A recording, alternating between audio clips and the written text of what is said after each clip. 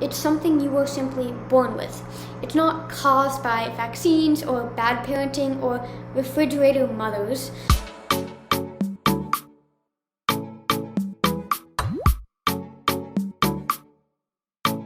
Hey everyone, welcome back to my channel where we talk about all things autism, eating disorder recovery, and mental health. So I recently started a podcast, which is why I haven't really shown my face on here that much.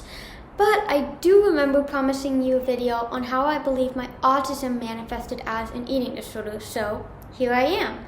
And if my surroundings look a bit different, that's because I am currently moving to San Diego. Woo!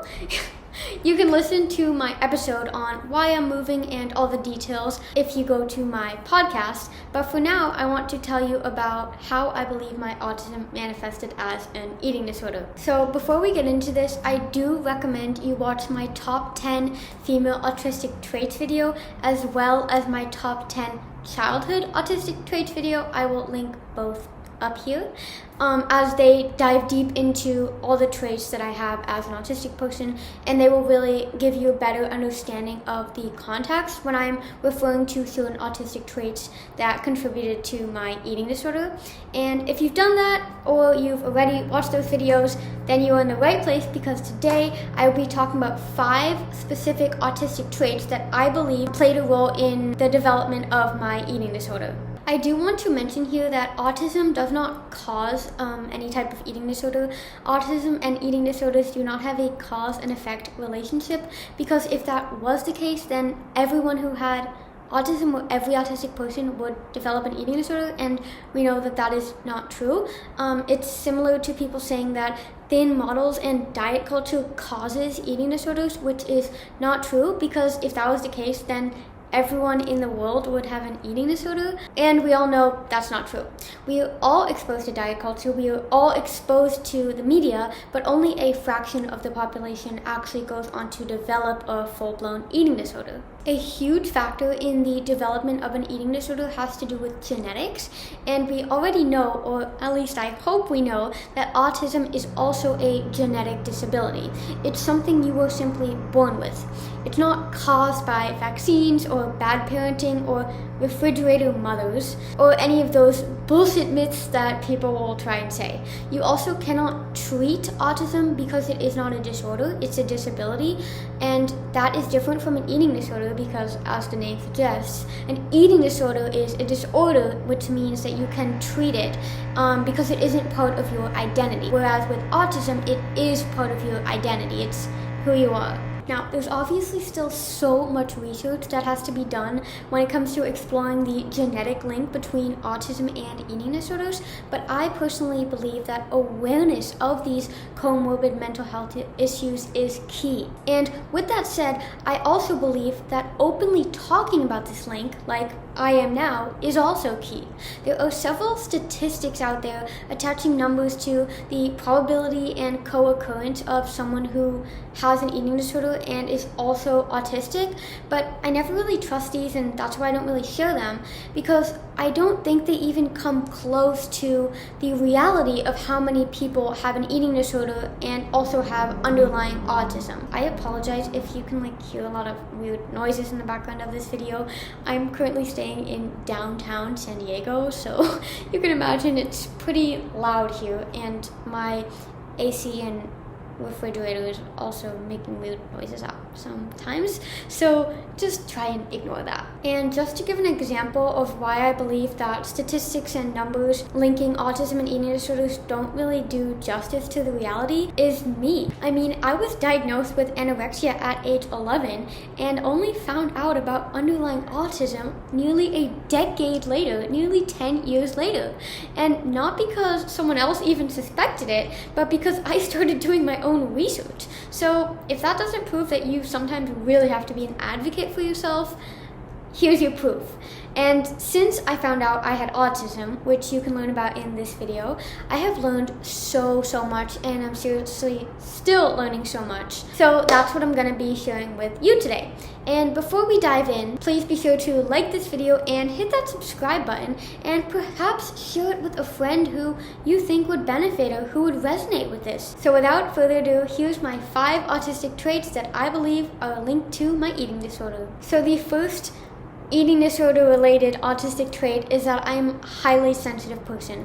I was a super picky eater growing up, which you can learn about in my childhood autistic traits video, but I've also always really been super sensitive to the way food makes me feel, and I've always had a very sensitive stomach and struggled with gut health. So already here there was a form of restriction in my diet and in the way I was eating, because I would only eat foods that made me feel safe and that I trusted were not going to hurt my stomach. And when it came to my eating disorder, these foods just kept getting more and more limited, up to the point where I only had a few foods left that I felt safe eating. Now this directly links to my second trait, which is difficulty with change. Change is incredibly hard for autistic people, and this can obviously be a huge barrier when it comes to recovery from an eating disorder. Because to recover, you basically have to flip your life upside down and change every single thing you're doing every single day. Whether that's branching out and eating new foods, or stopping the excessive exercise, or just eating more calories and eating more foods with higher nutrient density, all of these behaviors come down to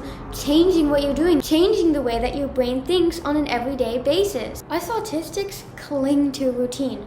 So the routine I had that I had to run every day, the strict eating routine I had, the times I had to eat at, the meal plan I had to follow, the food I had to weigh, all of these routines were so closely linked to disordered eating, and they had to be broken in order for me to recover from my eating disorder. But how do you break these routines? You have to make choices to do the opposite of what your eating disorder is telling you. Which brings me to my third autistic trait that is linked to an eating disorder, which is difficulty choosing.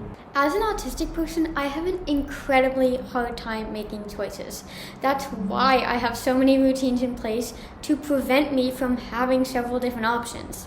Because when I do have way too many options, I get so caught up on making the perfect decision, but because no perfect decision ever exists, I get overwhelmed and end up not doing anything at all. Sound familiar? Because this is often the case with eating disorders, because when we can't figure out the perfect food to eat, we may not eat at all. Or we may end up eating everything, and then we feel super guilty for eating everything and binging, and then we just start using dangerous behaviors to purge all the food we've eaten to get rid of that guilt feeling. And I've personally experienced both sides of the spectrum, from simply not eating because I couldn't choose what to eat, to not being able to choose, to then eating everything and then using exercise as a means to compensate for everything I had eaten and to get rid of that guilt feeling. Now, to backtrack a bit to my childhood and what I believe was a huge factor in the development of my eating disorder at such a young age, I was 11 by the way, in case you didn't catch that, was my trait of